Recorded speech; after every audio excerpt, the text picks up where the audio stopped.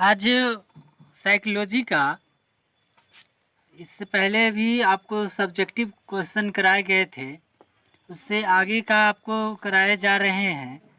तो आज का क्वेश्चन है प्रतिबल का अर्थ एवं स्वरूप को स्पष्ट करें। तो यहाँ कहा कि प्रतिबल, तो यहाँ पे लिखा हुआ है प्रतिबल को इंग्लिश में स्ट्रेस कहते हैं, है ना, स्ट्रेस कहते हैं। तो यहाँ का पहला क्वेश्चन है आपका साइकोलॉजी का चैप्टर 3 का है, ये साइकोलॉजी के चैप्टर 3 में है। तो प्रतिबल का अर्थ एवं स्वरूप को स्पष्ट करें। पहला क्वेश्चन है आपका प्रतिबल का अर्थ एवं स्वरूप को स्पष्ट करें। तो ये प्रतिबल को इंग्लिश में स्ट्रेस करते हैं। तो ये जो स्ट्रेस है, स्ट्रेस शब्द की उत्पत्ति लैटिन के शब्द से हुई, तो अर्थात ये लैटिन भाषा से स्ट्रेस शब्द उत्पन्न हुआ है। इसका अर्थ है जकड़ना, मतलब कोई चीज़ को अपने बस में कर लेना, जकड़ना या कसा हुआ। प्रतिबल परिस्थिति व्यक्ति में घातक या हानिकारक आशंका के भाव उत्पन्न करती है।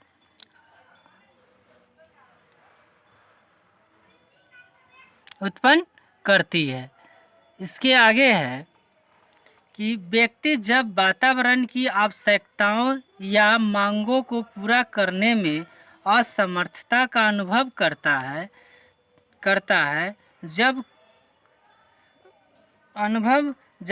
है, जब वैसी परिस्थिति जो उसे शारीरिक अथवा मनोवैज्ञानिक स्तर पर हानि पहुंचाने के लिए धमकियां देती है, तब वह अपने तनाव और असुखकारी भाव का अनुभव करता है। कहने का तात्पर्य है कि प्रतिबल क्या होता है। प्रतिबल एक, मान के चलिए, एक ऐसी बात जो किसी को कह दिया जाए कि वो उसी बात में उलझा रह जाए और वो अपन धीरे धीरे उस बातों में जकड़ कर दूसरा काम कर ही न सके, तो ये कहा प्रतिबल। फिर इसमें कहा था कि मनोवैज्ञानिक स्तर पर हानि। कहने का तात्पर्य है कि एक ऐसी बात किसी को बोल दिया जाए ताकि वो मनोवैज्ञानिक स्तर पर, मतलब कि उसके दिमाग में ऐसा बात हो जाए कि जैसे कि वो धमकियां हमको दे रहा है, और अपने तनाव और असुखकारी भाव, मतलब सुखकारी तनाव में आ जाता है और असुखकारी भाव का अनुभव करता है। आगे देखते हैं। इसका तात्पर्य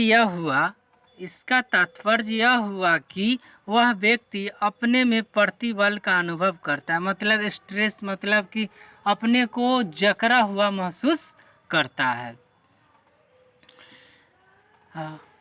अनुभव करता है।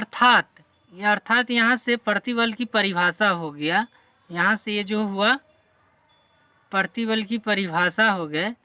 अर्थात प्रतिबल शब्द से उन परिस्थितियों का बोध होता है जिसमें व्यक्ति यह अनुभव करता है कि वह द्वंद्व के दौर से गुजर रहा है। यहाँ तक कि आप प्रतिबल की परिभाषा हो गया। प्रतिबल की परिभाषा क्या हो गया कि प्रतिबल शब्द से उन परिस्थितियों को बोध होता है जिसमें व्यक्ति यह अनुभव करता है कि वह द्वंद्व के दौर से गुजर रहा है, उससे क्या कहते हैं, प्रतिबल कहते हैं। प्रतिबल के संबंध में 20 वैज्ञानिक हुए। लेफ्कोट, ये भी वैज्ञानिक हुए। ब्रेडी और उनके सहयोगी सिमोर, इप्स्टन, नोमिस्कोस एवं उनके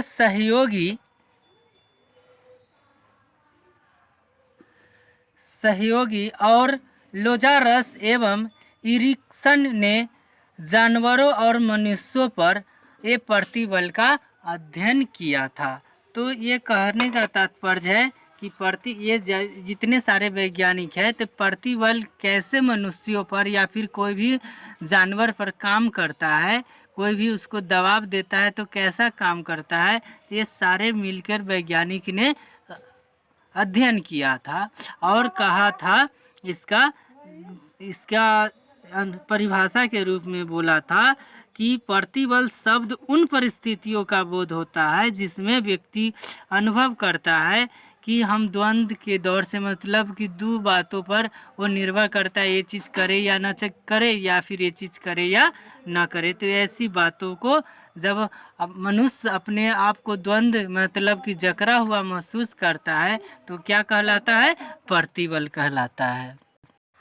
आज का दूसरा क्वेश्चन है व्यथा एवं सकारात्मक प्रतिबल में, अर्थात व्यथा प्रतिबल और सकारात्मक प्रतिबल में अंतर स्पष्ट करने के लिए बोल रहा है। तो इसका आंसर है व्यथा एवं सकारात्मक प्रतिबल में अंतर को निम्नलिखित ढंग से व्यक्त किया जा सकता है। अर्थात कहने का मतलब व्यथा प्रतिबल और सकारात्मक, मतलब किसी को कोई चीज़ का दिक्कत हो तो उसको व्यथा बोलते हैं, और सकारात्मक रूप से कोई कार्य करता है तो उसको सकारात्मक प्रतिबल कहते हैं। तो कहा कि व्यथा प्रतिबल और व्यथा एवं सकारात्मक प्रतिबल में अंतर को निम्नलिखित ढंग से इसको व्यक्त करते हैं। कैसे करते हैं? तो कह रहा है कि व्यथा मनुष्य में एक सीमा से अधिक तनाव उत्पन्न करने की स्थिति को कहते हैं। व्यथा, जब कोई मनुष्य एक सीमा से जब ज़्यादा उसको टेंशन हो जाता है, जब उसको तनाव ज़्यादा महसूस करने लगता है तो उसको क्या कहते हैं? व्यथा कहते हैं।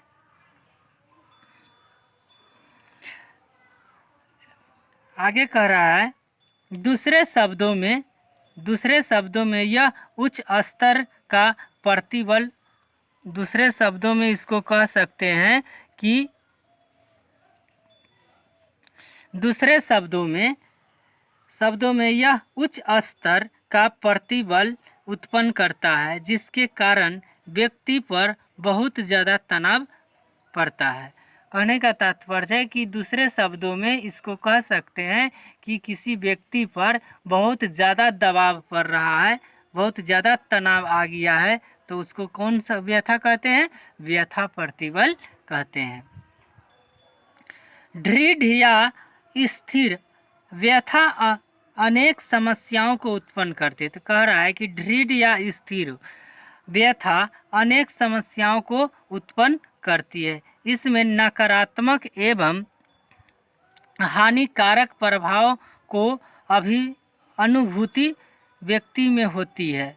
जैसे अगर जब किसी व्यक्ति को ज़्यादा तनाव महसूस होने लगता है, जब किसी व्यक्ति पर ज़्यादा प्रेशर पड़ने लगता है तो वो नकारात्मक एवं हानिकारक प्रभाव की अनुभूति करता है, वो निगेटिव सोचने लगता है। ठीक है, आगे है इस स्थिति में व्यक्ति में अप्रसन्नता एवं निम्न स्तर का कार्य निष्पादन होता है। तो कह रहा है कि जब व्यथा प्रतिबल आ जाता है तो उस व्यक्ति में क्या होता है? अप्रसन्नता, मतलब वो प्रसन्न नहीं रहता है, वो खुश नहीं रहता है। आगे है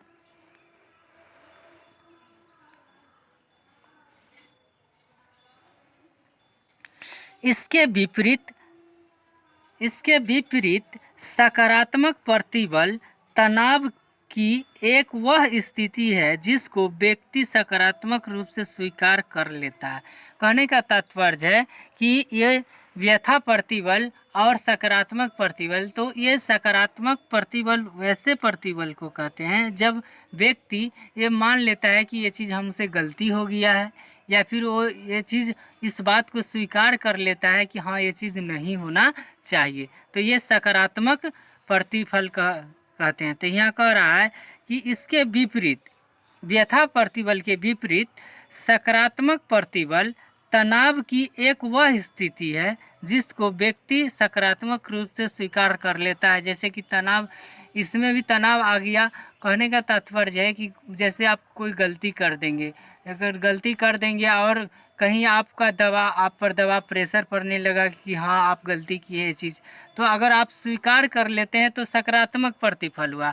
अगर नहीं स्वीकारते हैं और उस पर और आदमी ज़्यादा दबाव देता है तो वो व्यथा प्रतिफल में चला जाता है। तो स्वीकार कर लेता है जिसमें सकारात्मक प्रभाव की अनुभूति होती है। इसलिए यह कहना गलत है कि प्रतिबल का सदा एक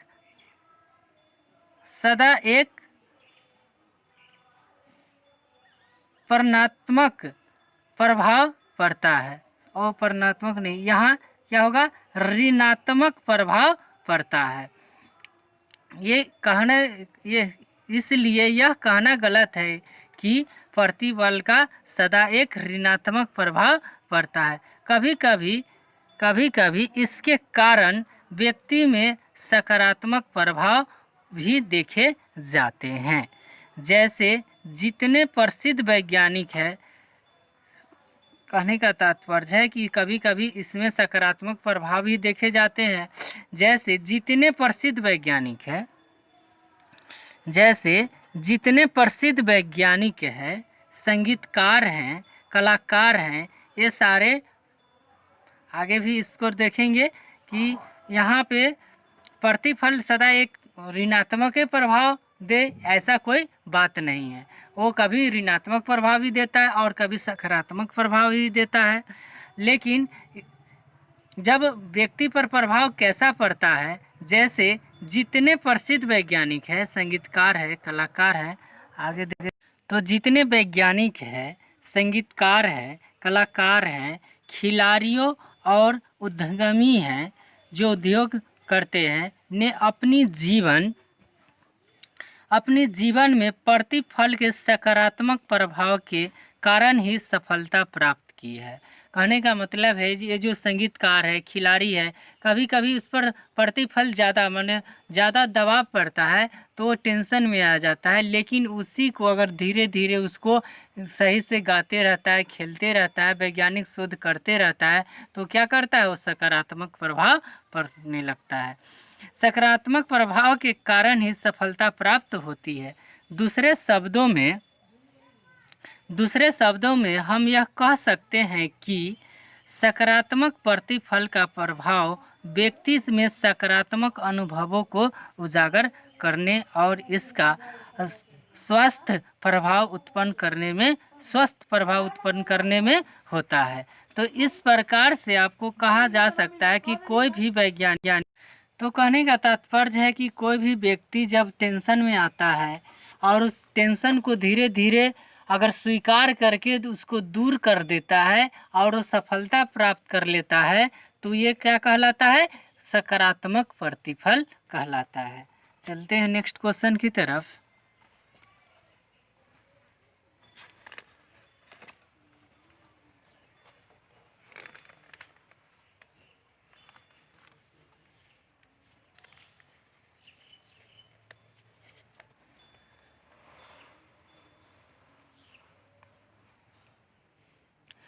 नेक्स्ट क्वेश्चन है, मानव शक्तियों को विस्तार पूर्वक समझाइए। इसमें कहा है कि मानव शक्तियों को विस्तार पूर्वक समझाइए। तीसरा क्वेश्चन है आज का, मानव शक्तियों को विस्तार पूर्वक समझाइए। तो इसमें कह रहा है कि मानव शक्तियों को निम्नलिखित वर्गों में बांटा जा सकता है। अर्थात मानव शक्ति क्या क्या चीज़ है, तो निम्नलिखित वर्गों में बांटा जा सकता है। पहला है, एक है शारीरिक शक्ति। मानव शक्तियों में पहला है शारीरिक शक्ति। तो शारीरिक शक्ति में यहाँ से है कि इसमें तात्पर्य यह है कि मनुष्य का शारीरिक गठन कैसा है, मनुष्य का शारीरिक गठन कैसा है, मनुष्य का शारीरिक गठन कैसा है, वह कितना लंबा और कितना वजन का है, और इसमें कोई शारीरिक दोष अर्थात बीमारी नहीं है, ऐसे व्यक्तियों को शारीरिक रूप से शक्तिशाली कह सकते हैं। कहने का तात्पर्य है कि मनुष्य के शक्ति के बारे में समझाने के लिए बोला है। तो मनुष्य के शक्ति के बारे में समझाने के लिए एक है शारीरिक शक्ति। तो शारीरिक शक्ति में क्या होता है कि वो एक वैसा मनुष्य जिसमें कि कोई बीमारी नहीं हो, वो कितना लंबा और चौड़ा है, उसका शरीर का बनावट कैसा है, किस प्रकार का है, उसका कितना कद का लंबा है, वजन है, ये सारे रूप से अगर कोई व्यक्ति स्वस्थ हो, लंबा हो, चौड़ा हो और खाने पीने में स्वस्थ हो, ऐसे व्यक्ति को शारीरिक शक्ति के रूप में कह सकते हैं कि मनुष्य इसके शरीर में शारीरिक शक्ति है। ठीक है, नेक्स्ट क्वेश्चन है, नेक्स्ट इसका पॉइंट है, नेक्स्ट पॉइंट है कि मानसिक शक्ति। मानसिक शक्ति का कहने का तात्पर्य है, इससे अभिप्राय यह है कि व्यक्ति में बुद्धि कितनी है। कहने का होता है मानसिक शक्ति मतलब मस्तिष्क के रूप में उसका दिमाग कैसे चलता है, उसके दिमाग में कितना बुद्धि है, इसके बारे में कह रहा है। तो कह रहा है कि इससे यह अभिप्राय है कि व्यक्ति में बुद्धि कितनी है, उससे से कम औसत वृद्धि, आगे कहा औसत वृद्धि का होना, इसमें मानसिक रूप से सजग रहने की क्षमता कितनी है, वह कितनी मानसिक रोग से पीड़ित नहीं हो, किसी मानसिक रोग से पीड़ित नहीं हो और उसमें मानसिक अक्षमता या असमर्था नहीं हो, ऐसे लोगों को मानसिक रूप से शक्तिशाली कहा जाता है। तो कहने का तात्पर्य है कि कोई किसी के एक है शारीरिक शक्ति, दूसरा है मानसिक शक्ति। तो मानसिक शक्ति के रूप में कहने का तात्पर्य है कि उसकी सहन शक्ति कैसी है, कितना दिमाग लगाकर वो सह सकता है, कोई भी बात को कितना माथा पर टेंशन लेता है, कितना वो कोई भी बातों को कितना गौर से सुनता है और कितना अपने दिमाग पर प्रेशर दे करके वो कर पाता है। तो इसको क्या कहते हैं, मानसिक शक्ति। नेक्स्ट है 3 नंबर में शैक्षणिक शक्ति। शैक्षणिक शक्ति का तात्पर्य है, शैक्षणिक शक्ति का तात्पर्य है व्यक्ति को औसत वृद्धि और मानसिक रोग या अक्षमता से मुक्त होना के साथ साथ उसमें शक्ति का होना जरूरी है। शैक्षणिक शक्ति का मतलब है कि व्यक्ति कितना पढ़ा लिखा है। तो कहने का तात्पर्य है कि मानसिक शक्ति ये और औसत बुद्धि पर ये निर्भर करता है कि उस व्यक्ति में कितनी सहन शक्ति है और व्यक्ति कितना पढ़ा लिखा है और उसका दिमाग कितना चलता है। अर्थात मानसिक शक्ति और शैक्षणिक शक्ति दोनों एक दूसरे के पूरक है, क्योंकि अगर मानसिक शक्ति रहेगी तभी उसमें शैक्षणिक शक्ति भरा जा सकता है। आगे है संवेगात्मक शक्ति। संवेगात्मक शक्ति के देखते हैं।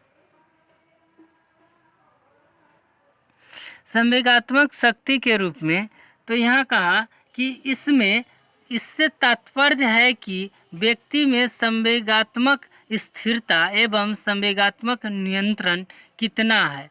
अगर ये दोनों गुण इसमें है तो उसमें संवेगात्मक रूप से शक्तिशाली माना जाएगा। संवेगात्मक मतलब होता है कि एक ऐसे शक्ति जिसमें ये संवेगात्मक नियंत्रण हो, कोई भी बात सहने की क्षमता हो, कोई भी बात करने में उसके शक्ति हो, उसमें ऐसी पावर रहे जो भी बात कहा जाए सुना जाए तो सोच समझ कर अगर काम करता है तो उसको कहते हैं संवेगात्मक शक्ति। इस तो कह रहा है कि इससे तात्पर्य है कि किसी व्यक्ति का संवेगात्मक स्थिरता एवं संवेगात्मक नियंत्रण कितना है, वो कितना निरंतर कोई भी बात को कर सकता है। अगर ये दोनों गुण अगर उसमें है तो उसको क्या कहते हैं, संवेगात्मक शक्तिशाली के रूप में उसको मानते हैं।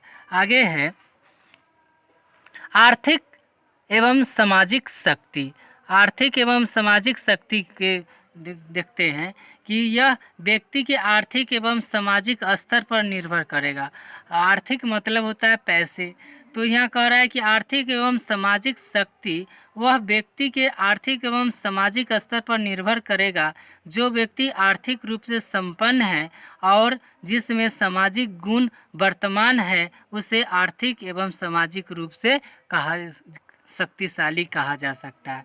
कहने का मतलब कि समाज में वो कितने शक्तिशाली है, उसका प्रभाव कितना है समाज में, और पैसे में कितने लेन देन करता है, कितना उसके पास पैसे की क्षमता है। तो ये इसका मतलब है आर्थिक एवं सामाजिक शक्ति।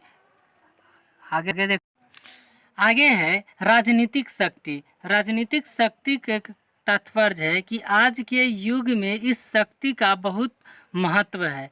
जिस व्यक्ति का राजनीतिक पृष्ठभूमि अच्छा हो उसे राजनीतिक रूप से शक्तिशाली मानते हैं। कहने का तात्पर्य है कि उतने शक्तिशाली शारीरिक शक्ति, मानसिक शक्ति, संवेगात्मक शक्ति, आर्थिक शक्ति के बावजूद अगर किसी व्यक्ति की राजनीतिक शक्ति, कहने का मतलब उसको राजनीतिक प्रभाव आज के युग में किस प्रकार है वो बहुत महत्व रखता है। जिस व्यक्ति का राजनीतिक पृष्ठभूमि अच्छा है उसे राजनीतिक शक्तिशाली के रूप में माना जाता है।